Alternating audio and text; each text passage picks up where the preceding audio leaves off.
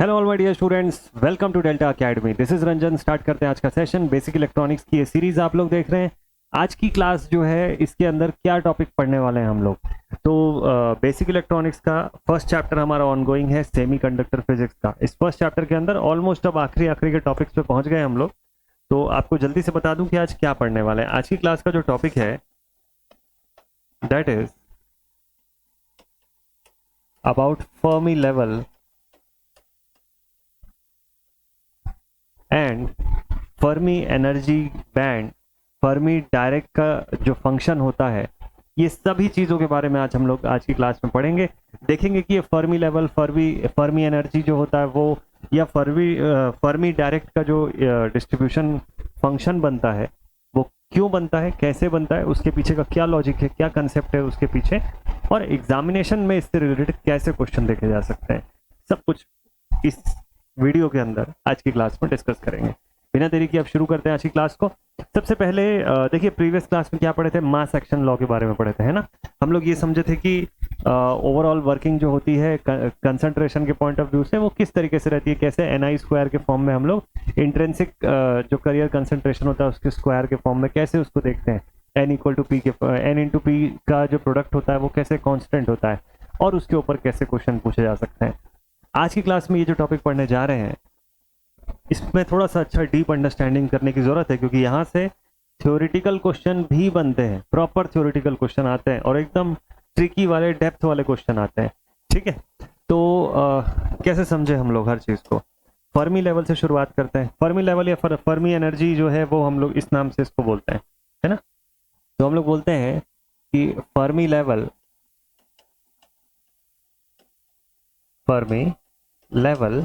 या कई बार हम लोग एक वर्ड यूज करते हैं फर्मी एनर्जी, और इसके लिए हम लोग नोटेशन यूज करते हैं EF का। ठीक है, EF स्मॉल f या कैपिटल F यूज होता है नॉर्मली बुक्स में, ये चीज।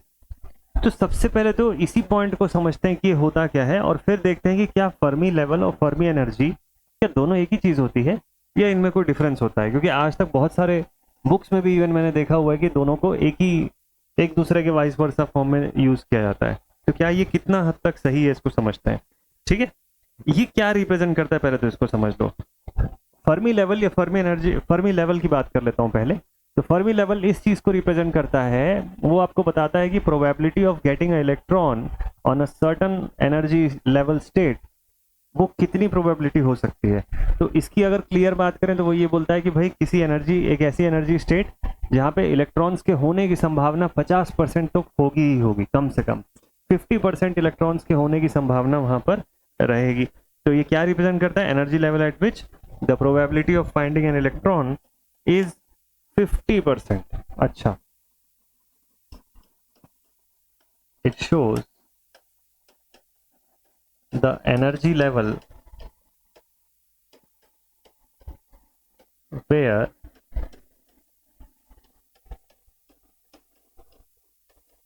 probability of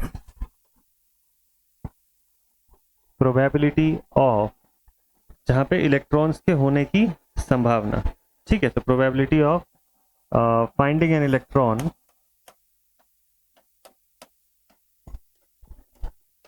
is 50%। 50% चांसेस है कि यहाँ पे इलेक्ट्रॉन होंगे। कब, एट 0 केल्विन, जिसको कि हम लोग एब्सोल्यूट टेम्परेचर भी बोलते हैं। ठीक है, तो एब्सोल्यूट टेम्परेचर की अगर कंडीशन देखें तो देखो, हमको पता है कि वैलेंस बैंड है, ऊपर कंडक्शन बैंड है सेमीकंडक्टर्स के भीतर भी। ठीक, तो इनके बीच का जो रीजन है वो क्या है, फॉरबिडन एनर्जी गैप है। तो हमको ये बताता है, फर्मी लेवल से ये पता चलता है कि ये उस एनर्जी लेवल की बात करता है जहां पे आपके पास कम से कम 50% तो इलेक्ट्रॉन्स होंगे ही होंगे, अवेलेबल होंगे ही। कब, 0 केल्विन पर, 0 केल्विन पे, एब्सोल्यूट 0 पे। ठीक, तो मैंने आपको बोला कि फर्मी लेवल और फर्मी एनर्जी दोनों अलग अलग चीजें हैं। हाँ, बिल्कुल सही है सर, हमने तो कई जगह किताब में देखा है कि सब एक दूसरे के वाइस वर्सा में यूज होता है। डेफिनेटली यूज करते हैं, कई जगह पे इसको यूज किया जाता है, बट एक बेसिक डिफरेंस होता है इनके बीच का, वो आप जानिए। ठीक है, क्या डिफरेंस होता है सर। इन दोनों में से एक कांस्टेंट रहता है। क्या कांस्टेंट रहता है? Fermi energy remains constant. Fermi energy में डिफरेंस नहीं हो सकता। फर्मी एनर्जी जो रहता है ये हाईएस्ट ऑक्यूपाइड स्टेट होता है। Highest occupied states by the electrons किसी भी सॉलिड्स के अंदर ये कांस्टेंट रहता है, ये फिक्स रहता है। जबकि फर्मी लेवल जो है ना वो डोपिंग के हिसाब से बदलता रहेगा। फर्मी लेवल ऊपर नीचे जा सकता है, टेम्परेचर के हिसाब से चेंजेस होगा, डोपिंग के हिसाब से चेंजेस होगा। Fermi energy is a different thing, very different thing. ठीक, तो हम लोग वाइस वर्सा यूज करते हैं जब अदर कंडीशंस का क्राइटेरिया ना आए। अगर कोई अदर कंडीशन की क्राइटेरिया आती है तो आपको दोनों को सेपरेटली डिफाइन करना होता है। तो मैं एक बार जल्दी से आपके क्लैरिफिकेशन के लिए अलग अलग डिफाइन करके बताता हूँ दोनों को, ठीक है? तो आप लोग को क्लियर हो जाएगा। सबसे पहले बात करते हैं about Fermi energy. What is Fermi energy? Actual में ई ऑफ एफ इसी के लिए हम लोग शो करते हैं। फर्मी एनर्जी या फर्मी एनर्जी बैंड भी बोलते हैं, फर्मी एनर्जी लेवल भी बोला जाता है इसको। तो लिखेंगे it is the energy of, it is the energy of highest occupied state, highest occupied state किसका? इलेक्ट्रॉन्स के द्वारा ऑक्यूपाई किया हुआ हाईएस्ट एनर्जी लेवल का स्टेट एट एब्सोल्यूट जीरो।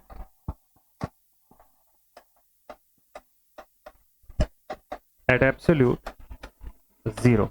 और इसके बारे में एक और खास बात, it remains constant for a solid. It remains constant for a solid. एक सॉलिड के लिए कांस्टेंट रहेगा, फिक्स रहेगा ये। अच्छा, फर्मी लेवल का क्या सीन है sir? What is Fermi level? ये क्या करता है? फर्मी लेवल क्या बता रहा है? देखिए, फर्मी लेवल जो होता है ना वो एनर्जी लेवल्स हैं। ये लेवल वैलेंस बैंड के करीब भी हो सकता है, कंडक्शन बैंड के करीब भी हो सकता है और चेंज होके मिड लेवल तक भी आ सकता है। इसमें वेरिएशन होगा, ठीक है? तो लिखेंगे it may change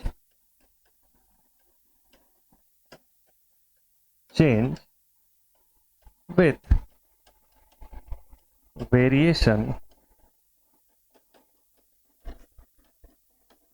in doping, जिससे कि हम लोग कैरियर कंसंट्रेशन को बदलते हैं, और टेम्परेचर।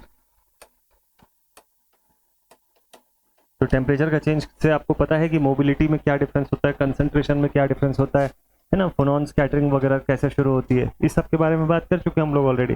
तो वेरिएशन इन डोपिंग और टेम्परेचर चेंज,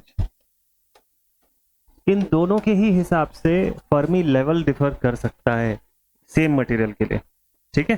तो फर्मी लेवल शिफ्ट हो सकता है मटेरियल की कंडीशन के हिसाब से। कितनी इंप्योरिटीज हम लोग उसमें ऐड कर रहे हैं उसके हिसाब से शिफ्ट हो सकता है। It is very much possible. तो सर क्या फर्मी लेवल मेटल में भी होता है क्या? इंसुलेटर में भी होता है क्या, या केवल सेमीकंडक्टर्स में होता है? एक बार एक क्वेश्चन आया हुआ था, अभी का तो नहीं, लेकिन ये ऑलमोस्ट 2008-7-8 वाले ड्यूरेशन का सवाल था। और कौन से एग्जाम का क्वेश्चन था? एसएससी में भी पूछा हुआ था। उसी ड्यूरेशन के आसपास में एक और जेई के पेपर में पूछा हुआ था, मुझे नाम एग्जैक्टली याद नहीं आ रहा है, तो इसलिए उसको नहीं कोट कर रहा हूँ मैं, बट क्या क्वेश्चन था वो जान लीजिए। सवाल आपको इसी पर्टिकुलर टॉपिक पे पूछा हुआ था कि मेटल का फर्मी जो लेवल होता है, मेटल का फर्मी एनर्जी लेवल जो होता है वो कहाँ रिसाइड करता है? सीबी में रिसाइड करता है, वीबी में रिसाइड करता है, या फिर उनके मिड में रिसाइड करता है? ठीक है, इस टाइप का कुछ ऑप्शन दिया हुआ था। तो सभी के लिए मैं एक बार जल्दी से आपको बता देता हूँ, मेटल्स में कहाँ होता है फर्मी एनर्जी लेवल। तो ये चीज ध्यान रखिएगा मेटल्स में ना, क्योंकि हमको पता है मेटल के केस में ओवरलैपिंग का स्टेट होता है वीबी और सीबी के बीच में। So therefore in the case of metals here the Fermi energy level resides in conduction band, in the conduction band। अच्छा, तो इसका मतलब क्या हो गया? इसका मतलब भारी मात्रा में हमारे पास फ्री इलेक्ट्रॉन्स अवेलेबल रहेंगी यहाँ पे। हाँ जी, बिल्कुल ऐसा रहेगा, ठीक है? इलेक्ट्रॉन्स फ्रीली मूव कर सकता है, उससे इलेक्ट्रिकल कंडक्टिविटी का क्या सीन है? इलेक्ट्रिकल कंडक्टिविटी बढ़ेगी ना, thus electron can move freely. अच्छा सर, इससे क्या हुआ? therefore electrical conductivity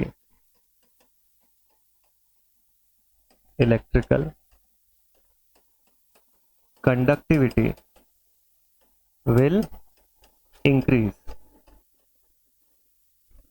electrical conductivity का क्या होगा? बढ़ेगी, जो कि होना भी चाहिए। ठीक है, जीरो के पे क्या होता है? जीरो केल्विन पे क्या होता है? देखिए, फर्मी लेवल एक क्लियर बाइफर्केशन क्रिएट कर देता है, ऊपर फील्ड लेवल, नीचे पूरा एम्प्टी लेवल, इस हिसाब से डिफरेंस क्रिएट कर देता है। ठीक है, जीरो केल्विन पे सभी स्टेट्स फील्ड होते हैं, कब तक? Up to the Fermi level तक सारे स्टेट्स फील्ड होते हैं पूरे। तो एक क्लियर बैरियर क्रिएट हो जाता है field state and unfilled state के बीच में। ठीक है, ये तो बात हो गई कंडक्टर्स की या मेटल्स की। What about semiconductors? Now semiconductors, क्योंकि स्पेसिफिकली हमको इसी के बारे में पढ़ना है। सेमीकंडक्टर्स के केस में फर्मी लेवल वैलेंस और कंडक्शन बैंड के मिड रीजन पर लाई करता है। ठीक है, तो लिखेंगे इसको,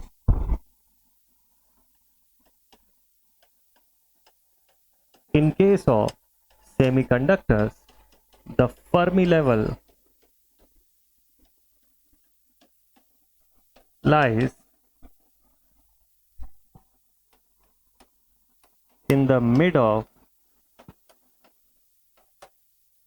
in the middle of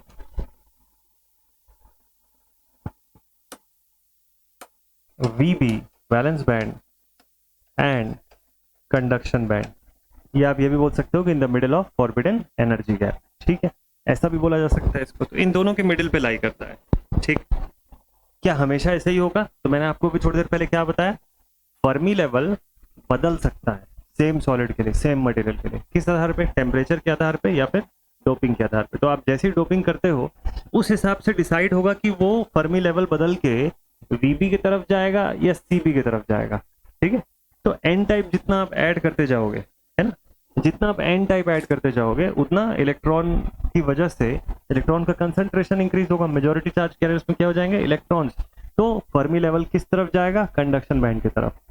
वहीं अगर आप पी टाइप की कंसंट्रेशन को बढ़ाओगे, यानी कि जब डोपिंग आप कर रहे हो और आपने ट्राईवैलेंट इम्प्योरिटी के हिसाब से डोपिंग कर दिया, तो ऑब्वियस सी बात है पी टाइप का कंसंट्रेशन बढ़ेगा। P type as a majority जब एक्ट करेंगे तो वो फर्मी लेवल को अपनी तरफ खींचेंगे, मतलब वो फर्मी लेवल को किस तरफ लेकर के आएंगे? Towards the valence band. ठीक है, तो ये कंडीशन हमको देखने को मिलेगी। तो ये डिपेंड करता है, in the case of semiconductor the Fermi level lies in the mid of the CB and VB. ठीक है, although doping can shift,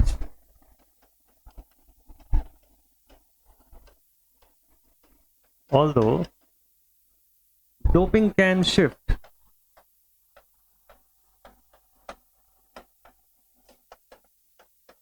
this level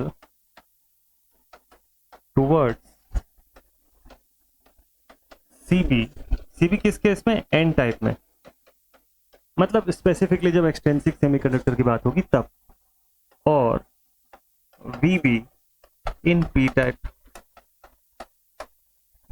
इस तरीके की शिफ्टिंग हो सकती है। तो इंट्रिंसिक और एक्सटेंसिक दोनों का ही कंडीशन अभी आगे चल के आपको बताऊंगा।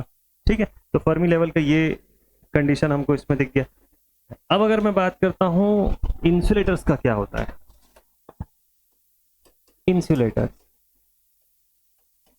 इंसुलेटर्स का फर्मी लेवल कहाँ होता होगा? सोचो आप, कंडक्टर्स का कंडक्शन बैंड में होता होगा, इसीलिए बहुत अच्छा कंडक्ट करते हैं ये लोग।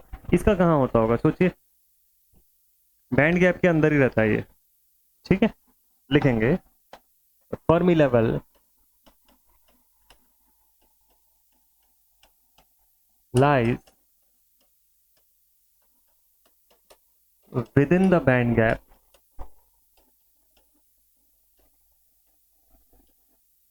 in case of insulators.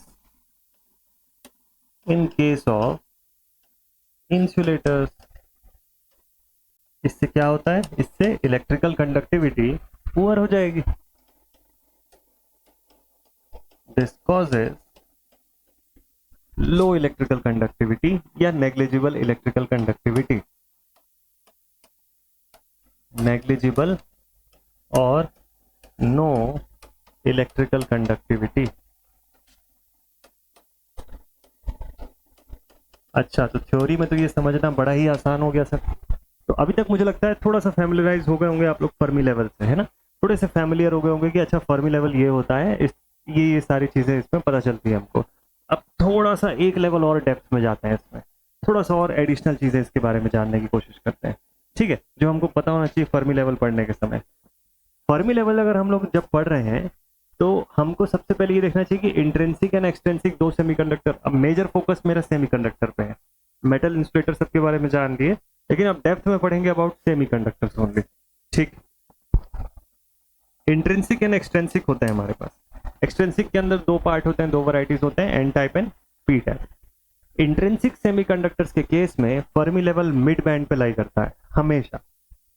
Extrinsic के कंडीशन पे एक फिक्स टेम्परेचर की के रेस्पेक्ट में बात कर रहा हूँ। अगर एक्सट्रिंसिक का केस है, एन टाइप सेमीकंडक्टर है, तो ध्यान दीजिएगा वहां पे Fermi level towards the conduction band जाएगा। पी टाइप है तो Fermi level towards the valence band की तरफ रहेगा, ठीक है? लेकिन ऐसा क्यों हो रहा है? ये सब पूरा जो फंडामेंटल है ये कैसे हो रहा है, कौन सी इक्वेशन उसको कंट्रोल कर रही है, उसके बारे में बात करेंगे। तो एक बहुत ही इंपॉर्टेंट एक्सप्रेशन आता है यहाँ से, एक फंक्शन आता है इनफैक्ट, जिसको हम लोग बोलते हैं Fermi direct, a function which is known as Fermi Dirac, है ना? Fermi Dirac distribution function, distribution function, Fermi Dirac distribution function क्या बताता है? इसका नाम तो सुने होंगे आप लोग, एग्जामिनेशन में हो सकता है इसका क्वेश्चन भी देखे होंगे, है ना? Fermi direct distribution function. बहुत सारे लोग इसका डेरिवेशन वगैरह एक्सप्रेशन छोड़ के चले जाते हैं। क्वेश्चन आता है यार, यहाँ से न्यूमेरिकल क्वेश्चन भी बनता है, कंसेप्ट भी यहीं से बनता है, इसको छोड़ना नहीं है, समझना है। एक मैथमेटिकल फंक्शन के फॉर्म में हम लोग चीजें देखेंगे, कुछ नहीं है, बस इतना जान लीजिए शुरुआत में कि मैथमेटिकल फंक्शन के फॉर्म में हम लोग एक रिप्रेजेंट करेंगे, एक्सप्रेस करेंगे occupancy of a level by the electron. एक पर्टिकुलर एनर्जी का लेवल जो होगा इलेक्ट्रॉन से किस हद तक ऑक्यूपाइड हो सकता है, उसी के बारे में बात होगी पूरा इसके अंदर, और कुछ नहीं, ठीक है? एक फिक्स टेम्परेचर अगर आपको दे दिया जाए, एक टेम्परेचर टी अगर मैं आपको दे दूं, उस टेम्परेचर टी पे आपको ये जानना होगा कि एक पर्टिकुलर लेवल ऑफ एनर्जी होगा, वहां पे कितने इलेक्ट्रॉन्स की ऑक्यूपेंसी बन सकती है, बस उसी की जानकारी देगा आपको ये फर्मी डायरेक्ट डिस्ट्रीब्यूशन फंक्शन, ठीक है? कुछ नहीं है खास, बिल्कुल सिंपल सा था, ठीक है? चलो लिख लेते हैं इसके बारे में। सो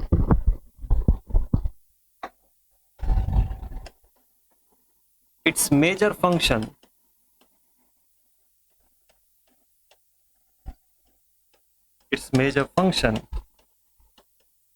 is to its major function इसका मेजर फंक्शन क्या होता है? It's major function is to, ऐसा लिख लेते हैं, give a probability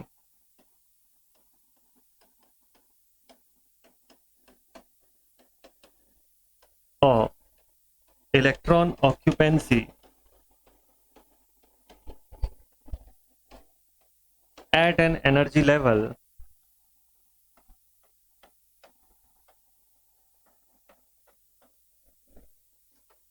at any temperature T temperature पर किसी एनर्जी लेवल पर इलेक्ट्रॉन ऑक्यूपेंसी कितनी हो सकती है, उसकी क्या संभावना है, बस उतने कोई बताने के लिए फर्मी डायरेक्ट डिस्ट्रीब्यूशन हम लोग देखते हैं। इसका एक फिक्स एक्सप्रेशन होता है, डायरेक्टली मैं आपको एक्सप्रेशन बता रहा हूं।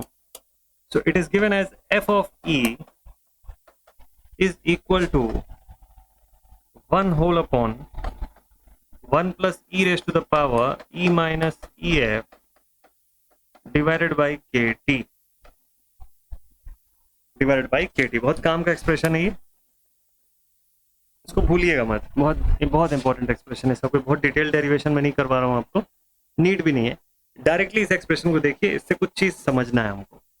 क्या समझना है?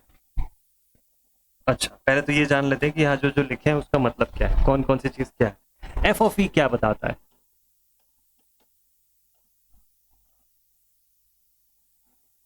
ठीक है। ये एफ ऑफ ई का मतलब क्या है सर? यहाँ पे देखो एफ ऑफ ई जो है वो आपको बता रहा है probability function of electron occupancy, मतलब इलेक्ट्रॉन के ऑक्यूपेंसी का कितना संभावना है, यहाँ पर कितनी प्रोबेबिलिटी है, उसी को बता रहा है एफ ऑफ ई। ठीक है। और ई क्या चीज है सर? कैपिटल ई जो लिखे हैं ये तो एनर्जी स्टेट है ना, कोई भी एनर्जी लेवल है जिस पे हम लोग फाइंड कर रहे हैं, तो सम एनर्जी लेवल। ठीक है। ई एफ क्या है सर? ई एफ जो है फर्मी एनर्जी है, फर्मी एनर्जी या फर्मी एनर्जी लेवल भी आप बोल सकते हो, जिसको ई ऑफ एफ से मैं डिनोट कर रहा हूँ। ठीक है। और क्या यूज किए थे हम लोग? के यूज किए थे ना। के इज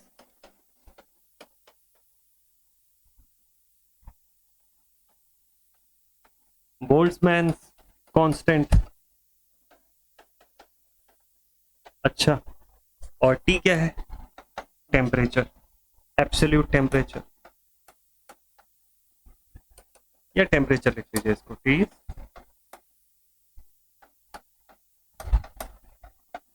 टेम्परेचर, केल्विन में ही रहेगा। हाँ जी, ठीक।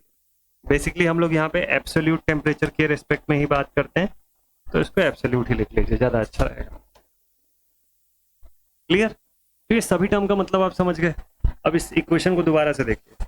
एफ ऑफ ई यानी वो फंक्शन जो हमको प्रोबेबिलिटी बताएगा किस चीज का? इलेक्ट्रॉन्स की ऑक्यूपेंसी का किसी एनर्जी लेवल पर एट सर्टेन टेम्परेचर।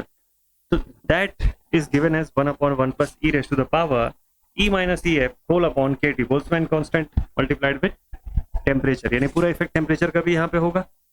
तो इसमें सर कोई कंडीशन बनती है क्या? चलो देखते हैं। एक कंडीशन देता हूं इसमें। मान लीजिए at T equals to 0 kelvin आपको बोला जाए, दो कंडीशन बन सकती है ना। T equal to 0, T greater than 0, possibility है यहाँ पर। ठीक है। टी इक्वल टू 0 पे क्या होगा? टी इक्वल टू 0 पर भी दो कंडीशन आएगी। क्या दो कंडीशन है? एक condition if E becomes greater than E F, तब क्या होगा सर? मान लो सर ई ग्रेटर देन ई एफ हो जाता है, एक्सप्रेशन को देखिएगा दोबारा से। ये एक्सप्रेशन है ई ग्रेटर देन ई एफ हो गया, तो कुछ ना कुछ डेटा आएगा हमारे पास यहाँ पे, डिवाइडेड बाई के टी हो जाएगा। This whole function will become what? 0। ये पूरा का पूरा फंक्शन हमारा क्या हो जाएगा? एफ ऑफ ई का 0 बन जाएगा। अच्छा, सॉल्व करेंगे तो complete function become 0। Then F of E becomes equal to 0। बहुत काम का नोटेशन है, बहुत काम की चीज है, इसको याद रखिएगा। ये एक कंडीशन। ऑल्सो दूसरा कंडीशन देखते हैं। एट ई लेस देन ई एफ क्या होगा सर? मान लो ई की वैल्यू ई एफ से छोटी हो गई तो फिर तो नेगेटिव ई दिख रहा है यहाँ पे। ये देखो, ये देखिए, ये वैल्यू छोटी हो गई तो ई का power minus of something divided by K T, ये सब्ट्रैक्ट होगा, ये पूरा 0 के करीब हो जाएगा। 1/1 दैट मीन्स इक्वल्स टू 1, लगभग 1 बचेगा हमारे पास। तो then we can say then F of E will be 1। मतलब ऑक्यूपेंसी फंक्शन कितना आ रहा है? 1 आ रहा है। परसेंटेज में कितना दिखेगा? 100% दिखेगा, 100% ऑक्यूपेंसी दिखेगी आपको। यानी कि ऑल फिल्ड, एक तरफ ऑल फिल्ड स्टेट होगा, दूसरी तरफ ऑल एम्प्टी स्टेट होगा। क्लियर है ना एकदम? ठीक है। और जिसमें 0 आया उसमें क्या आया? उसमें ऑल एम्प्टी आया। मतलब इस स्टेट को मैं क्या बोलूंगा? All field. That is 100% occupancy. Percentage में चेंज करेंगे तब असली खेल समझ में आएगा। 100% की ऑक्यूपेंसी हो रही है यहाँ पर। ठीक है। इसी को हम लोग ऑल फिल्ड स्टेट भी बोलते हैं। क्या बोलते हैं? All field state. ये वाला, इसको क्या बोलते हैं? पहले वाला, इसको हम लोग बोलते हैं 0% ऑक्यूपेंसी क्योंकि हम लोग यही तो फाइंड कर रहे हैं ना, क्या फाइंड कर रहे हैं, ऑक्यूपेंसी फाइंड कर रहे हैं।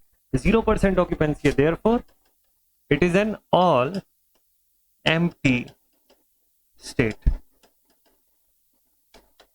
सब कुछ खाली है, ऑल एम्प्टी स्टेट है ये। ठीक है, टेम्परेचर वाइज इसको ध्यान रखिएगा।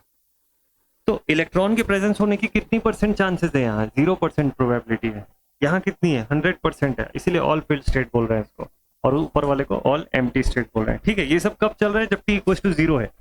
इस पर दूसरी सिनारियो आपको बताता हूं, मान लीजिए t ग्रेटर देन 0 होता तो at t greater than 0 kelvin, इस पर भी यही सब होगा। चलो देख लेते हैं। t ग्रेटर देन 0 केल्विन, ठीक, E क्या हो जाएगा, यहाँ पे लिखेंगे हियर E बिकम्स, अब ग्रेटर देन 0 है, टेम्परेचर का राइज हो रहा है, तो अब जो कैरियर कंसंट्रेशन होगा उसमें भी चेंजेस होने शुरू हो जाएंगे। ठीक है, तो E becomes EF, E becomes E of F। अगर ये E ऑफ F हो जाएगा तो पूरा F ही क्या बचेगा, therefore F of E will become 1/2। देखो EF हो गया ना, इक्वेशन पे वापस चलते हैं। ये दोनों बराबर हो गए, ठीक है, अगर दोनों बराबर हो गए, सब्ट्रैक्ट कर रहे हैं, 0 हो जाएगा। e raise to the power 0 is equal to, यहाँ पे आएगा 1, 1 + 1 that is equal to 2।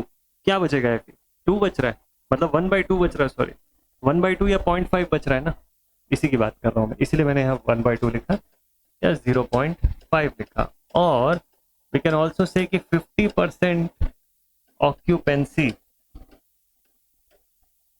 Of electron, यही तो लिखवाया था मैंने थ्योरी में आपको, 50% ऑक्यूपेंसी ऑफ इलेक्ट्रॉन ही मिलेगा आपको इस लेवल पे, 50% ही प्रेजेंस दिखाई देगा, और ये वैल्यू इंडिपेंडेंट ऑफ टेम्परेचर रहती है। तो लिख देते हैं it is independent of T, it is independent of T.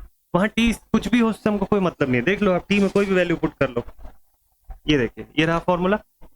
अब आप टी में कुछ भी पुट करें, आप 300 पुट करें, 200 पुट करें, 500 पुट करें, उससे क्या फर्क पड़ेगा, जब ई और एफ दोनों इक्वल हो गए तो ये तो हर बार ई रेज़ टू पावर 0 होगा, हर बार इसकी वैल्यू 1 होगी, और हर बार ये 1/2 ही यील्ड करेगा, उसके अलावा दूसरी वैल्यू नहीं आएगी।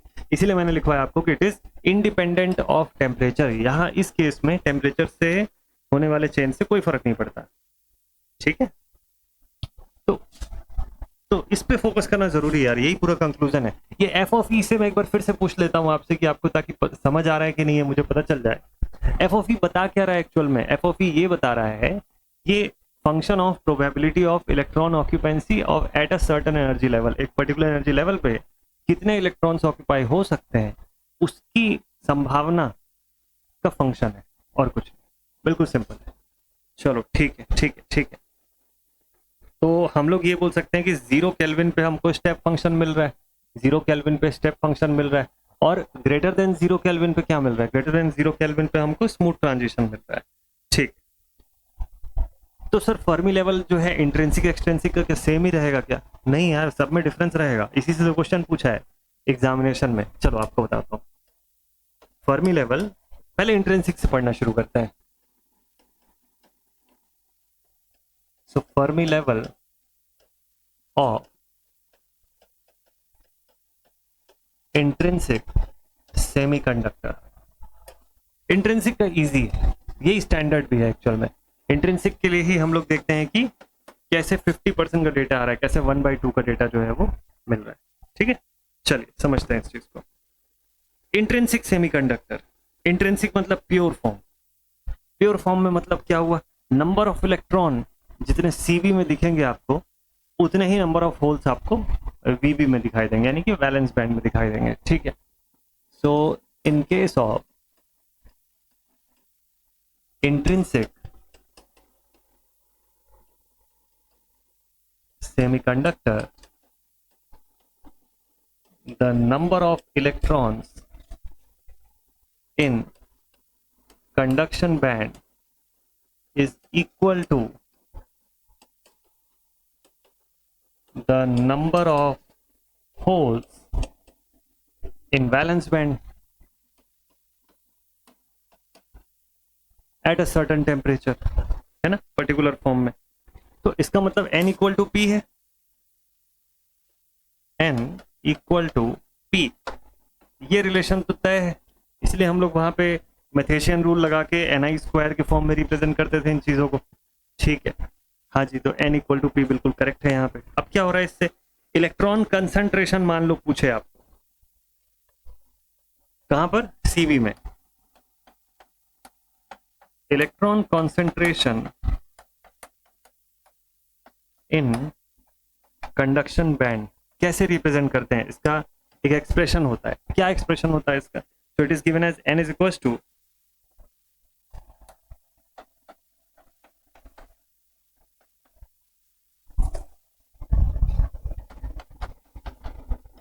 Whole divided by kT। ठीक है, क्या इसका फॉर्मूला निकल के आया सर, एनसी, एनसी क्या होता है अभी इसके बारे में बात करेंगे। ठीक है, into E raise to the power minus E C, बीच में माइनस का साइन है, ई एफ, ई एफ आप सबको पता है Fermi energy level, divide by K T, Boltzmann constant, and T, T is temperature. अच्छा भाई, ठीक है, ये एक्सप्रेशन होता है, किसका एक्सप्रेशन है सर, इलेक्ट्रॉन का कंसंट्रेशन कहां पर, कंडक्शन बैंड में। अच्छा, ऐसी होल्स के लिए भी होता होगा क्या, होल्स कंसंट्रेशन कहां पर होगा, ये तो वैलेंस बैंड में होता है सर। अच्छा, वो कैसे बताएंगे कि वैलेंस बैंड में होल्स का कंसंट्रेशन कैसा है। देखिए एनसी क्या चीज है, एनसी जो है ना कंसंट्रेशन है किसका, चार्ज कैरियर्स का, कहां पर, सी, सी यानी एज ऑफ कंडक्शन बैंड पर, यानी ओवरऑल कंडक्शन बैंड पे चार्ज कैरियर कंसंट्रेशन जो है उसको एनसी डिनोट कर रहा है। अच्छा, ईसी क्या है, ईसी है energy level at the edge of conduction band. ठीक है, ईएफ आप सबको पता है, के पता है आपको, बोल्ट्जमैन कांस्टेंट, और टी जो है वो टेम्परेचर की बात हो रही है। अच्छा ठीक है, जब मैं यही होल्स की कंसंट्रेशन की बात करूंगा तो क्या मैं वहां भी एनसी लिखूंगा क्या, नहीं ना, वहां मैं किसके चार्ज कैरियर कंसंट्रेशन की बात करूंगा, मैं एनवी यानी कि वैलेंस बैंड के चार्ज कैरियर कंसंट्रेशन की बात करूंगा। अच्छा ठीक है, into E raise to the power, अब माइनस ऑफ ईसी था, क्यों, क्योंकि वहां पे इलेक्ट्रॉन कंसंट्रेशन है, इसलिए सीबी पे हो रहा है, ये कहां पे हो रहा है, ये वीबी पे हो रहा है, तो ई रेस टू द पावर क्या लिखना चाहिए मुझको, माइनस ऑफ, अब ईएफ से नीचे का लेवल है तो minus of EF minus of EV divided by KT, हो गया कंप्लीट है इक्वेशन आपका। तो minus of EF minus EV divided by KT. ठीक, कौन कौन सी चीज का मतलब क्या क्या है पहले वो समझ लेते हैं, वो लिख लेते हैं। इनफैक्ट समझना क्या है, समझ तो चुके हैं, बस अब लिखने की बारी है। ये दोनों ही एक्सप्रेशन काम के, जल्दी से मैं आपको लिखवा देता हूँ किस चीज का मीनिंग क्या है। एनसी एनवी क्या क्या चीज है भाई, एनसी एनवी, देखो एनसी किस चीज को डिनोट कर रहा है, एनसी जो है वो effective density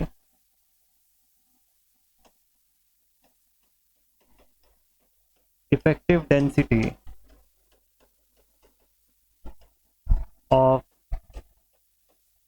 energy state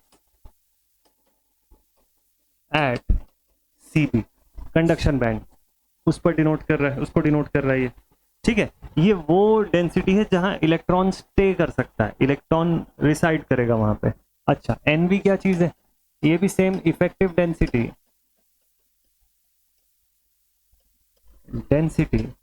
where holes can reside of energy state of valence band where the holes will reside, ऐसा आप लिख सकते हो। ठीक है, एनसी और एनवी हो गया, और क्या चीज बताना था मुझे आपको, ईसी और ईवी बता दीजिए सर। ईसी है energy level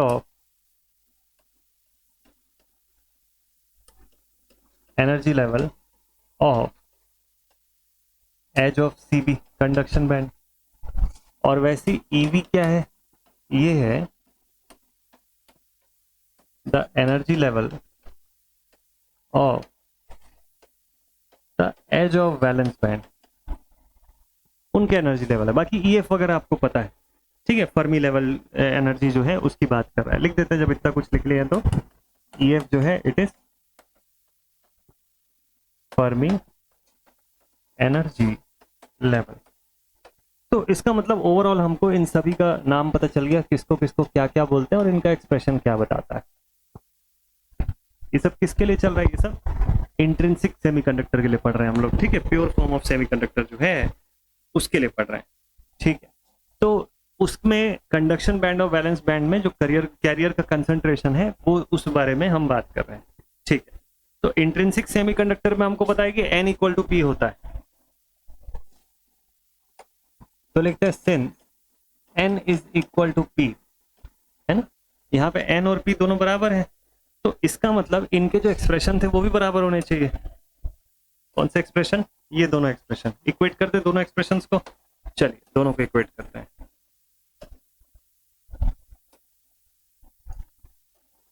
So therefore n का एक्सप्रेशन था मेरे पास ये, और p का क्या एक्सप्रेशन है सर?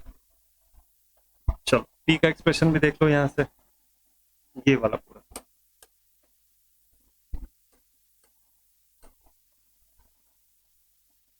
इसको भी कॉपी कर लेते हैं और इनको इक्वेट कर दीजिए आपस में। This should be equal to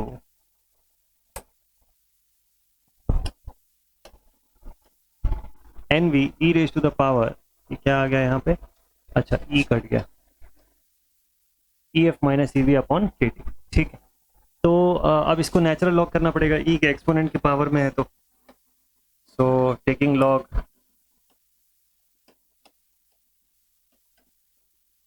on both the sides, तो ये बन जाएगा एन सी लॉग ऑफ, चलो डायरेक्ट सॉल्व भी कर लो ना, ये बन जाएगा minus of E C minus E है अपॉन के टी, और यहाँ पे क्या है? एन सी है ना, तो ई C minus E F upon K T, minus sign अभी के लिए हटा दो, उसको यूज कर लेंगे, प्लस में आ जाएगा। और इधर क्या बन जाएगा इस तरफ का? तो ये natural log of N C बचेगा, natural log of N C. और इस तरफ क्या बचेगा भाई? यहाँ पे बचेगा E F minus E V divided by K T into natural log of N V, ठीक है। बिल्कुल सही चल रहा है ये सब कुछ, अच्छा ठीक है भाई। अब इसको और कैसे सॉल्व करें? मल्टीप्लाई को पहले तो ठीक कर लीजिए, प्लस हो जाएगा ना, मल्टीप्लाई कहाँ से होगा? Plus natural log of N V, हाँ ठीक, क्योंकि यहाँ मल्टीपल में यहाँ पे प्लस के फॉर्म में आपको दिखेगा, ठीक है ठीक है ठीक है, डन। अब हमको क्या फाइंड करना है इस पूरे में से? मेरे काम की चीज जो है वो है ई एफ, मतलब मुझे क्या फाइंड करना है? मुझे फर्मी लेवल एनर्जी जो है उसको पता करना है। तो finding the value of E F, इस इक्वेशन के हिसाब से अगर मैं ई एफ निकालूं तो मेरे पास बचेगा ई वी और ई सी, ठीक है। माइनस साइन को मैं बाहर कर देता हूं तो ये प्लस हो जाएगा, ठीक है। E C plus E V by two, E C plus E V divided by two, और यहां से नेचुरल लॉग आ जाएगा, ठीक है, नेचुरल लॉग आ जाएगा और के टी बाई टू है, ठीक, plus K T by two natural log of, plus sign लगाया हूं क्योंकि मैं N V by N C लिखने वाला हूं। साइन माइनस हो जाता अगर मैं उसको रिवर्स कर देता, तो N C by N V अगर कर देता तो, ठीक है। तो इसमें आप लोग कंफ्यूज मत हो जाएगा कि सर प्लस कैसे आया है, कई बार बुक्स में तो माइनस दिया रहता है। अगर ये माइनस दिया रहता है तो यहाँ पे N C by N V दिया होगा, ये फॉर श्योर है, ठीक है। लॉग की प्रॉपर्टी यूज कर लीजिए और कुछ नहीं। तो इसको आप जब रिवर्स कर देंगे, मतलब रेसिप्रोकल ले लेंगे नेचुरल लॉग के टर्म का, तो ऑटोमेटिकली माइनस साइन बाहर आ जाएगा, ठीक है। तो ये बिल्कुल करेक्ट है, इस फॉर्म में ही लिखेंगे हम लोग। ये एक्सप्रेशन बड़ा काम का है, इसी के बेसिस पे आगे का चीज जो है, आगे का कंडीशन जो है वो समझेंगे, ठीक है। ईसी प्लस ईवी है, ठीक। ईसी क्या चीज था सर? यहाँ पे एक बार फिर से बताएंगे क्या? Energy level of conduction band था। मतलब ऐसा समझ लो कि कंडक्शन बैंड के एज का एनर्जी लेवल, ये वैलेंस बैंड के एज का energy level divide by two, plus Boltzmann constant temperature divide by two, natural log of N B by N C, मतलब वैलेंस बैंड का कैरियर कंसंट्रेशन लेवल, ऐसा समझ लीजिए, at a certain temperature, and ये conduction band का carrier concentration level, ठीक है ठीक है ठीक है ठीक है, यहाँ तक समझ गए। अब जब कंडीशन मैंने आपको दिया इंट्रिंसिक का, देखो हमको पता है कि एन जो है it is nearly equal to what? N C, और पी जो है it is nearly equal to N V. जितना वैलेंस बैंड का कंसंट्रेशन होगा वो पी की वजह से होगा, अच्छा ठीक है। और कैरियर जो कंडक्शन बैंड का होगा उसके रिस्पेक्ट में। सो देयरफॉर वी कैन से ना कि भाई एनसी जो है ये भी नियरली इक्वल टू एनवी है। क्यों? क्योंकि पहले ही मैंने बताया कि एन इक्वल टू पी होता है इंट्रिंसिक सेमीकंडक्टर के भीतर। उस रिलेशन के हिसाब से NC should be nearly equal to N V.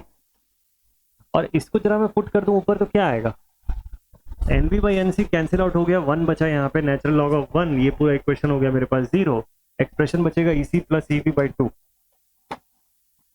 Therefore we can get EF is equals to EC plus EV divide by 2। अब मुझे बताइए कि क्या ये एकदम सेंटर मोस्ट रीजन नहीं है ईवी और ईसी का? मतलब बैलेंस बैंड का अपर मोस्ट रीजन और कंडक्शन का लोअर मोस्ट रीजन, इनके बीच का मिडिल सेगमेंट ही तो दिखा रहा है यहाँ पे। यस एग्जैक्टली यही है। इसका मतलब डायग्राम में बताइए सर, ऐसे नहीं समझ आया। देखो अगर मैं यहाँ पे conduction and balance band draw करता हूँ ना इस कंडीशन के लिए, तो ये पता है ऐसा कुछ दिखाई देगा आपको। लेट्स से ये कंडक्शन बैंड है और यहां पर इसका बैलेंस बैंड है।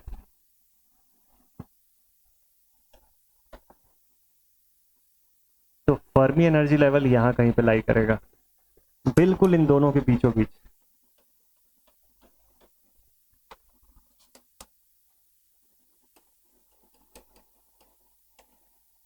Fermi energy level in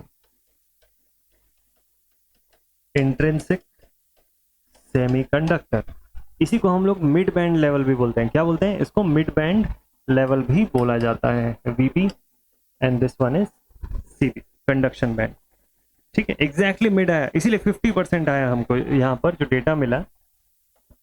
E of F आई लिख लो आप इस बार, इंट्रिंसिक सेमीकंडक्टर है तो ई एफ आई से डिनोट कर रहा हूं मैं। It is EC plus EV by 2, that is 50%। तो यही वजह है कि मैंने आपको बोला था कि इंट्रिंसिक सेमीकंडक्टर के केस में इट्स वैल्यू इज ऑलवेज 50%। यहाँ टेम्परेचर मैं कुछ भी दूं उससे फर्क नहीं पड़ता है, टेम्परेचर पे डिपेंडेंसी है ही नहीं इसकी, एक तरीके से ऐसा समझ लो। तो मेरे एक्सप्रेशन में मैं टेम्परेचर की कोई भी वैल्यू रखूं, एक्सप्रेशन में हमेशा मुझे मिड बैंड पर ही फर्मी एनर्जी लेवल दिखाई देगा। ठीक है, फर्मी एनर्जी का लेवल यहीं पर मुझको दिखाई देगा। ठीक है सर, 0 केल्विन पे यही है। हाँ चलो दोनों कंडीशन बताता हूं। At T equals to 0 kelvin क्या हो रहा है? टी इक्वल्स टू 0 पे, चलो टी की जगह पे 0 वैल्यू पुट कर देते हैं। ठीक है, हमारे एक्सप्रेशन में तो at 0 kelvin we get E F of I is equals to E C plus E V divided by 2, no change. E C plus E V divided by 2, T equal to 0 put करके मैंने ये किया। ठीक है, अच्छा लेकिन sir अब तो चेंज हो जाएगा ना जब 300 पे पुट करोगे तो। मान लो आपके माइंड में ये आ रहा होगा कि सर 300 केल्विन पे तो बदल ही जाएगा, तो आप पुट करके देख लीजिए जरा। हाँ एक्सप्रेशन में जरा पुट करके देखिए, लेट्स सी देखते हैं क्या आता है। हमारा एक्चुअल एक्सप्रेशन था E F I is equal to E C plus E V divided by 2 plus K T by 2 natural log of N V by N C. यही था ना एक्सप्रेशन पूरा, इसी में पुट करना था। जब 300 केल्विन की बात करूंगा तो टी की जगह पे 300 पुट करूंगा। पिछली बार यहाँ पे मैंने 0 पुट किया था, इस केस में यहाँ पे 0 पुट किया था तो इधर का पूरा रीजन जो है वो 0 हो गया है ना, राइट हैंड साइड पूरा 0 हो गया। मेरे पास खाली ये एक्सप्रेशन बचा जो कि 50% का डेटा मुझको दिया। अब हम लोग सोच रहे हैं कि इस बार 300 केल्विन है तो कुछ डेटा बदल जाएगा, बट रियलिटी ये है कि कुछ नहीं बदलेगा। क्यों नहीं बदलेगा? क्योंकि इंट्रिंसिक सेमीकंडक्टर का केस है and we know that for intrinsic semiconductor NV is nearly equal to NC। Charge carrier concentration valence band का जो है उतना ही लगभग कंडक्शन बैंड में भी है। इंट्रिंसिक है, प्योर फॉर्म का है, N इक्वल टू P पहले ही बताया हुआ था मैंने। ठीक है, तो NV और NC दोनों इक्वल है यार। अगर ये दोनों इक्वल हैं तो कैंसिल आउट कर दूंगा, वहां क्या बचेगा? 1 बचेगा। नेचुरल लॉग ऑफ 1 निकालूंगा तो क्या बचेगा? 0 बचेगा। ये जीरो हुआ तो ये पूरा टर्म जीरो हो गया। टेम्परेचर पे कहाँ डिपेंड किया, एक्सप्रेशन में भी दिख गया आपको। तो अल्टीमेटली फिर क्या आएगा यहाँ एक्सप्रेशन, फिर से एक्सप्रेशन यही आएगा, E of F I is equal to E C plus E V divided by two. तो अब आप समझे कि इतना श्योर हो के मैंने क्यों लिखा था कि इररिस्पेक्टिव ऑफ टेम्परेचर इसका ये हमेशा मिड बैंड ही रहेगा इंट्रिंसिक सेमीकंडक्टर की केस में। कोई फर्क नहीं पड़ता कि मैं टेम्परेचर कुछ भी रख रहा हूँ यहाँ पे। अभी एक्सटेंसिक में देखना कैसे फर्क पड़ेगा, लेकिन यहाँ कोई फर्क नहीं पड़ेगा। तो वो जो डायग्राम मैंने दिखाया आपको पिछले पेज में, एग्जैक्टली ये सेम डायग्राम के फॉर्म में हमको यहाँ पर फर्मी एनर्जी लेवल दिखाई देगा। किसके केस के लिए, इंट्रिंसिक सेमीकंडक्टर के केस के लिए। किसके लिए, इंट्रिंसिक सेमीकंडक्टर के लिए। पूरा रीजन के साथ, पूरा कंसेप्चुअली भी समझ आ गया। थ्योरी तो मैंने पहले ही बता दिया था। अब आप देखो आपके सामने ये चीजें प्रूव होती जा रही है। तो डन, ये दोनों एक्सप्रेशन याद रहेगा आप लोगों को, ठीक है। अब असली खेल होगा एक्सटेंसिक के केस में। चलिए देखते हैं, ज्यादा नहीं, बस 15 मिनट और लूंगा, कंप्लीट करा दूंगा आपका इतना में। Extrinsic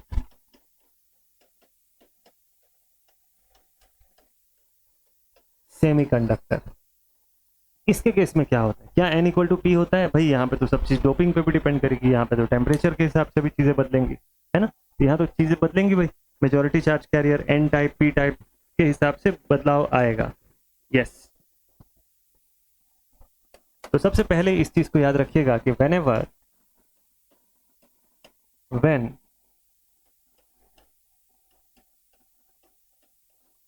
the impurities are added,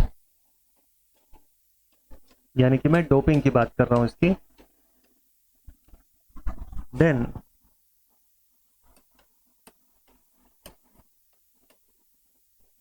the Fermi level shifts either close to VB। कौन से केस में होगा सोचेंगे, VB की तरफ कब बढ़ेगा फर्मी लेवल, जब P टाइप कंसंट्रेशन इंक्रीज होगा। अच्छा ठीक है ठीक है ठीक है, P टाइप होगा तो इसका मतलब क्या बोलेंगे हम लोग इसको, एक्सेप्टर्स।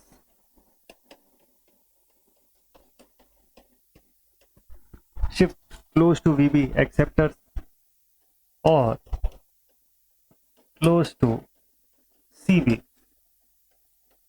डोनर्स। एक्सेप्टर और डोनर का कंसेप्ट मैंने बताया था आपको, ठीक है, कि होल से तो एक्सेप्ट करेगा इलेक्ट्रॉन, इलेक्ट्रॉन से अगर अधिकता में तो वो रिपेल करेंगे और इलेक्ट्रॉन्स को, तो डोनेट कर सकते हैं, इस हिसाब से होगा। इसका मतलब इंडिविजुअली स्टडी करने की जरूरत पड़ेगी, ठीक है। तो एन टाइप है तो एक्सेप्टर्स, पी टाइप है तो डोनर। अच्छा ठीक, तो वीबी एक्सेप्टर, सीबी डोनर। देखें कितना सही है, तब तो पता चलेगा, है ना। एक्सेप्टर्स यानी कि ठीक है पी टाइप, और डोनर्स मतलब एन टाइप। हाँ ठीक, कंफ्यूज मत होना इसके अंदर। चलो एन टाइप से शुरुआत करते हैं ना, लेट्स सी, देखते हैं एन टाइप का बिहेवियर क्या है। शॉर्ट में लिखवाता हूँ, इसकी ज्यादा थ्योरी नहीं लिखेंगे, बट समझने वाला पार्ट पूरा करेंगे। एन टाइप में बोलिए मेजॉरिटी चार्ज कैरियर क्या है, मेजॉरिटी में है हमारे पास इलेक्ट्रॉन्स यानी कि n, और माइनॉरिटी चार्ज कैरियर में है हमारे पास होल्स, दैट इज p। तो मेजॉरिटी में क्या है, n।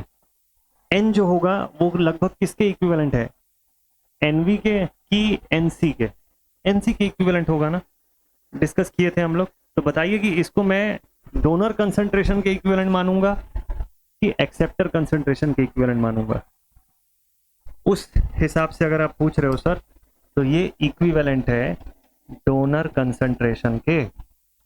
ND is representing what, it is representing the donor concentration. तो डोनर ही तो होगा ना, एन की अधिकता है यहाँ पे, तो डोनेट ही करेगा, नया एन एक्सेप्ट थोड़ी ना करेगा ये, ठीक है। डोनर कंसंट्रेशन हो गया।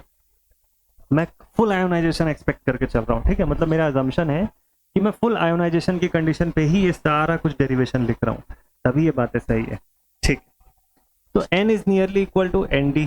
अच्छा, nd हम सबको पता है डोनर कंसंट्रेशन की बात कर रहे हैं, तो इलेक्ट्रॉन कंसंट्रेशन विल बी, लिख देता हूं इसको proper, electron concentration will be n equal to, exactly equal to नहीं बोल सकते हैं, nearly equal to N D. N D क्या है? N D is the donor concentration at full ionization।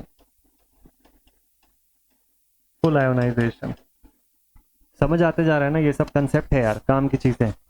जितना कम रटना पड़े और जितना ज्यादा समझ में आए उतना बेस्ट है हमारे लिए सब्जेक्ट में, ठीक है। So N is nearly equal to what? It is nearly equal to N D, ठीक है। तो एक्सप्रेशन हमारा बनेगा यहां से, that will be equal to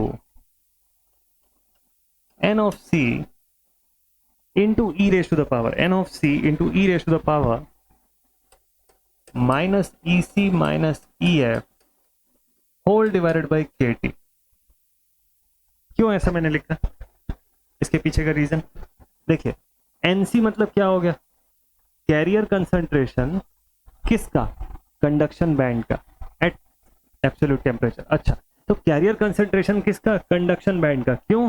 क्योंकि मैं इलेक्ट्रॉन कंसंट्रेशन, इलेक्ट्रॉन की बहुलता है यहाँ पे, इलेक्ट्रॉन जो है वो मेजॉरिटी में है यहाँ पे, तो उसके लिए मैं किसका कंसंट्रेशन देखूंगा? वैलेंस का तो नहीं, वैलेंस में तो होल्स हैं, इलेक्ट्रॉन्स निकल चुके हैं वहां पे, कंडक्शन में पहुंचे।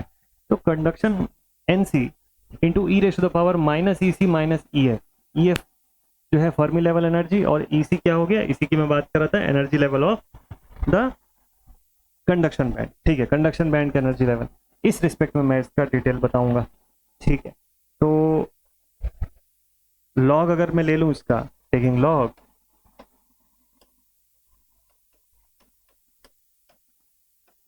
इसका लॉग अगर निकाल लेता हूं तो ये बन जाएगा N C into natural log of minus E C minus E F, ठीक है ठीक है ठीक है। तो एक काम करते हैं ना, ई एफ को बाहर निकाल देते हैं। E F of N type is equal to, E F को अगर मैं बाहर निकालूं तो फाइनल एक्सप्रेशन डायरेक्टली लिख देता हूं मैं यहाँ से। तो ये हो जाएगा ई सी माइनस, ध्यान दीजिएगा यहाँ पे माइनस साइन आएगा, के टी इंटू नेचुरल लॉग, इसमें क्या आएगा? N C by N D, N C by N D. हाँ, अगर आप इसको उल्टा लिख दोगे तो यहाँ प्लस साइन आ जाएगा, उल्टा मत लिखिएगा। एन डी क्या है? डोनर कंसंट्रेशन है। एन सी क्या है? एनसी क्या है यहाँ पे? एनसी जो है वो मैंने आपको बताया ना कि कंडक्शन बैंड का कंसंट्रेशन है, कंडक्शन बैंड के चार्ज कैरियर्स का कंसंट्रेशन। इस रिस्पेक्ट में आप डेटा जो है वो बताएंगे। तो ध्यान रखिएगा यहाँ पे ई एफ का एक्सप्रेशन ना ईसी के साथ माइनस में के T natural log of this आता है, तो इसको थोड़ा सा ध्यान में रखना होगा आपको। मान लो सर, मान लो कि यहाँ पे अगर टेम्परेचर बढ़ जाती है तो एन टाइप है ना, टेम्परेचर के बढ़ने से क्या इफेक्ट पड़ेगा, या अगर डोपिंग बढ़ा दूं तो क्या इफेक्ट पड़ेगा? ध्यान से देखिएगा, थ्योरेटिकल क्वेश्चन है।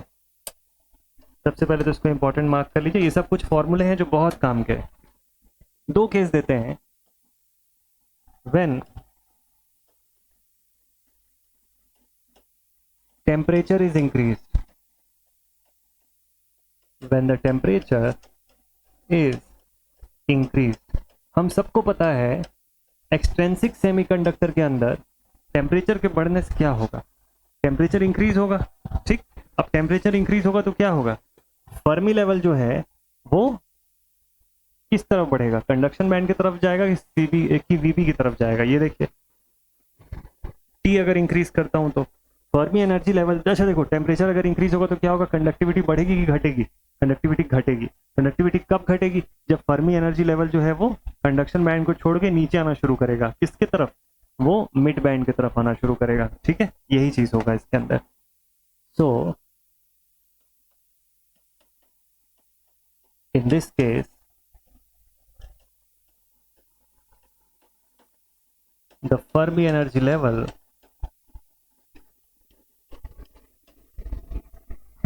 moves away from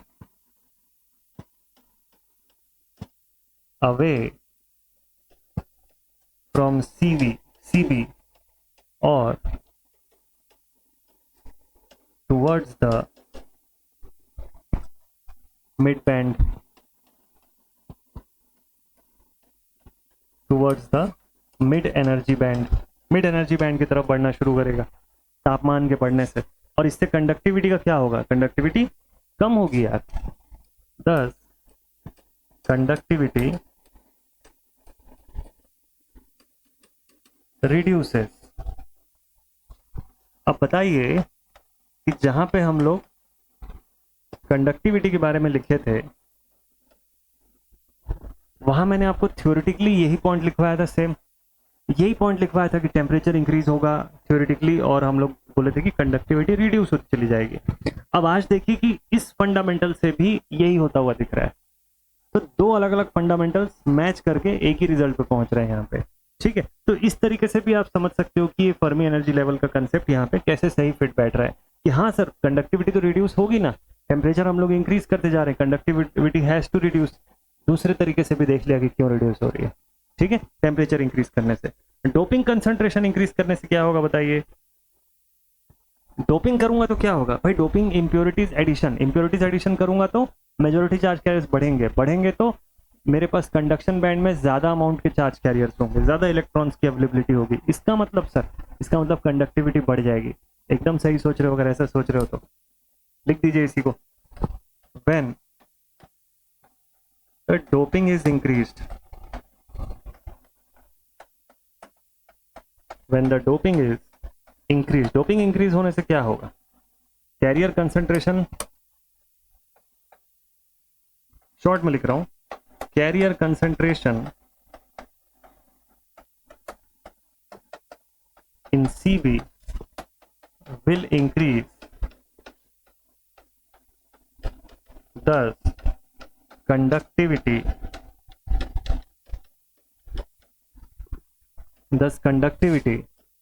will also increase। ये दोनों स्टेटमेंट से क्वेश्चन पूछता है, दोनों ही स्टेटमेंट टेम्परेचर के रिस्पेक्ट में जो मैंने बताए बहुत काम के स्टेटमेंट्स हैं। ठीक है, इसको ध्यान में रखिएगा। तो डोपिंग कंसंट्रेशन इंक्रीज होने से, अच्छा फर्मी लेवल का तो मैंने बताया नहीं ना कि इसमें फर्मी लेवल का क्या होता है, तो समझ जाओगे ना आपकी। देखो अगर कंडक्टिविटी बढ़ रहा है इसका मतलब फर्मी लेवल किस तरफ जा रहा होगा? सीबी के करीब जा रहा होगा। अच्छा, सो लिखेंगे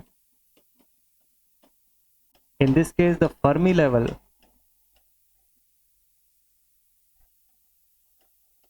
मूव टूवर्ड्स सीबी और अवे फ्रॉम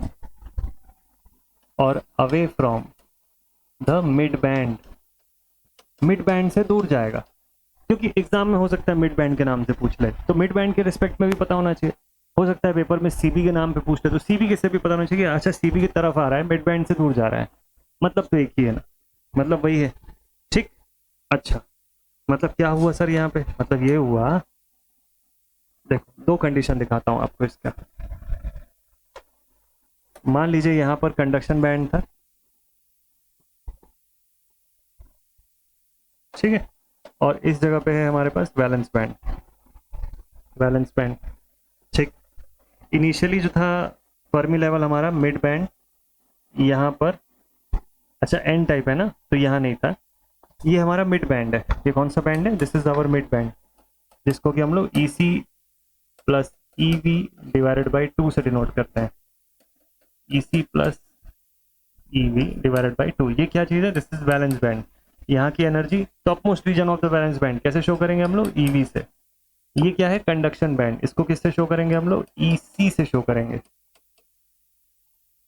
ठीक है, ई सी ई वी, ओके ठीक है, डन।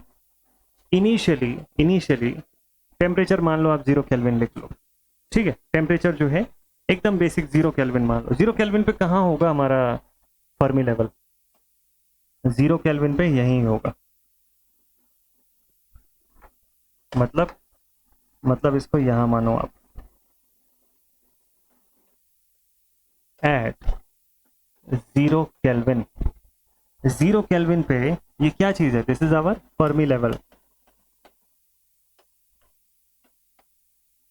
टेम्परेचर बढ़ाना शुरू किया, क्या हुआ इसका? टेम्परेचर बढ़ाना शुरू किया तो ये नीचे आना शुरू हो गया। कहाँ जाना शुरू किया? ये नीचे जाना शुरू किया, ऐसे।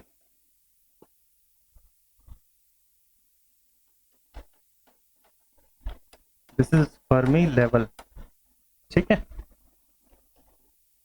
तो एट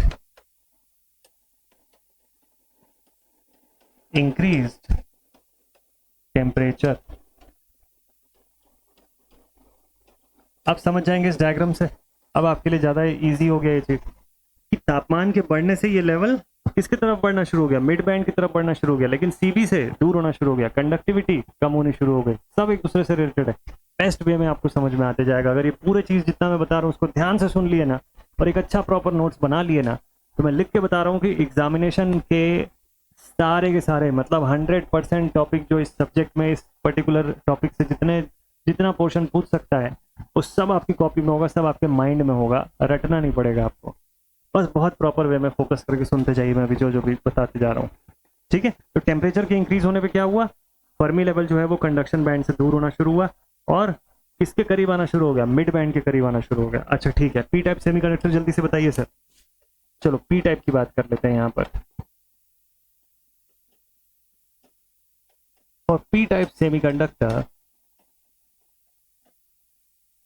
अब डायरेक्टली एक्सप्रेशन लिखवाता हूँ आपको। पी टाइप सेमीकंडक्टर के लिए देखिएगा क्या हो रहा है। हमको पता है यहाँ मेजॉरिटी चार्ज कैरियर क्या होता है, मेजॉरिटी चार्ज कैरियर क्या हो गए, होल्स हो गए, जिसको हम लोग किससे डिनोट कर रहे हैं, पी से डिनोट कर रहे हैं। अच्छा माइनॉरिटी छोड़ दो, इसकी अभी फिलहाल जरूरत नहीं है, माइनॉरिटी इलेक्ट्रॉन्स ही होंगे, ठीक है। पी हमको पता है, पी जो है it is nearly equal to N A. अब सर एन ए क्या है, एन जो है इट इज कैरियर कंसंट्रेशन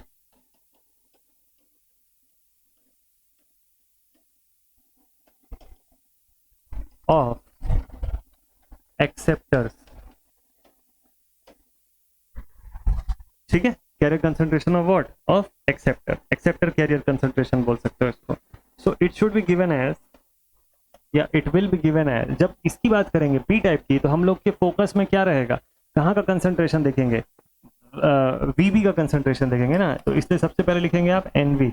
वहां किसका लिखते थे एन टाइप में, एनसी से शुरू करते थे हम लोग एक्सप्रेशन, यहाँ किसका एक्सप्रेशन लिखोगे, एनवी के फॉर्म में आप एक्सप्रेशन को रिप्रेजेंट करोगे। अच्छा ठीक है, तो it should be NV into E raise to the power minus of E F minus E V whole divided by K T.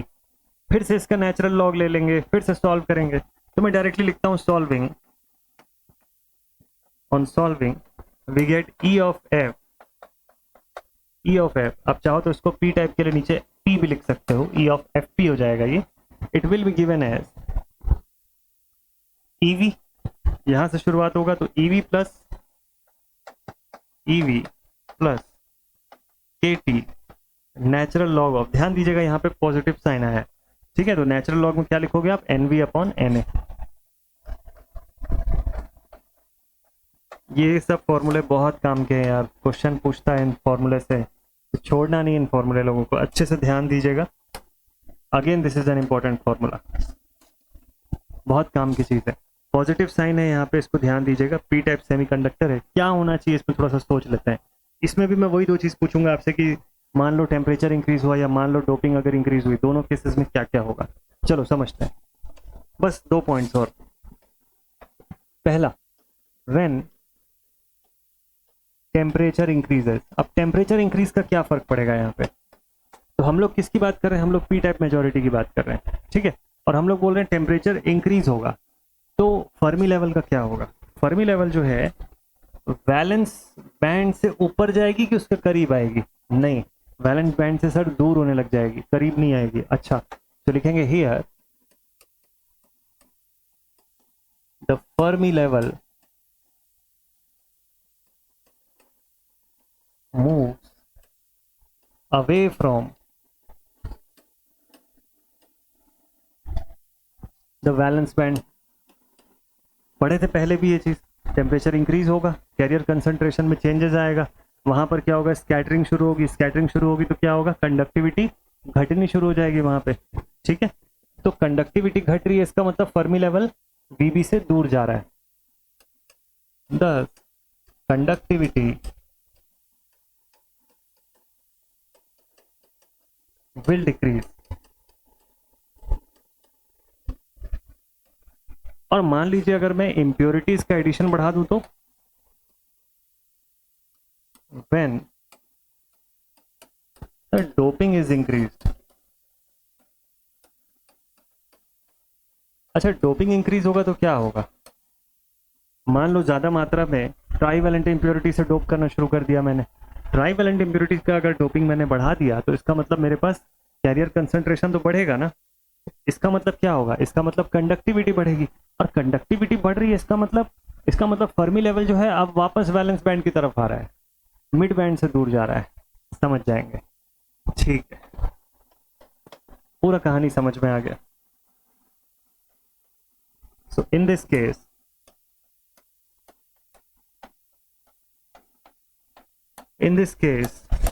the Fermi level moves towards VB, या फिर मिड बैंड के respect में बोलो तो away from mid band. और क्या हुआ sir? और ये हुआ कि thus conductivity will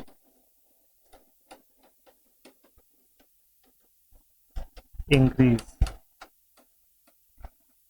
है ना, कंडक्टिविटी इंक्रीजेस।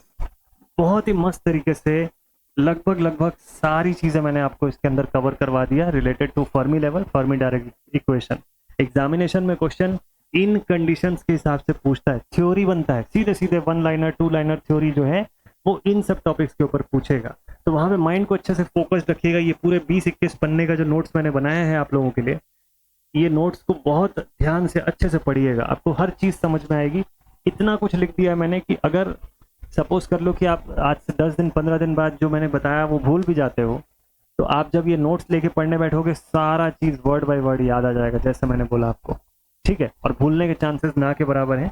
तो जितना कुछ बताया है एक बार ध्यान से पूरा समझ लेंगे, समझते तक देखना है, चाहे हो सकता है उसके लिए 2 बार देखना पड़े, लेकिन एक बार समझ गए ना कभी नहीं भूलेंगे। इतने मस्त तरीके से मैं कोशिश कर रहा हूँ आपको ये चीज बताने का, ठीक है।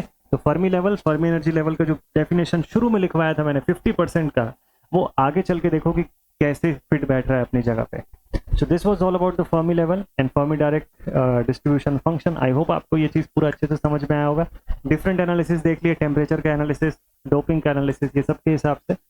अब इस चैप्टर में जस्ट 2 टॉपिक बचे हुए हैं हमारे, वो 2 टॉपिक हो सकता है कि एक ही क्लास में खत्म हो जाए, तो उसके साथ ये चैप्टर अपना कंप्लीट हो जाएगा। यानी कि आने वाले संडे को जो क्वेश्चन प्रैक्टिस होगा वो पूरे के पूरे कंप्लीट चैप्टर 1 का होगा। सबसे बड़ा चैप्टर यही था, चैप्टर 1, जिसको कि बेहतरीन तरीके से हम लोग कंप्लीट कर रहे हैं। तो आप लोग अपना रिव्यू जरूर से बताइएगा। आज का सेशन अब यहीं पर स्टॉप करता हूँ, मिलता हूँ आप सभी से नेक्स्ट वीडियो में with again a new topic of this chapter. Till then take care all my dear students and stay connected. Thank you so much for watching this session. जय हिंद।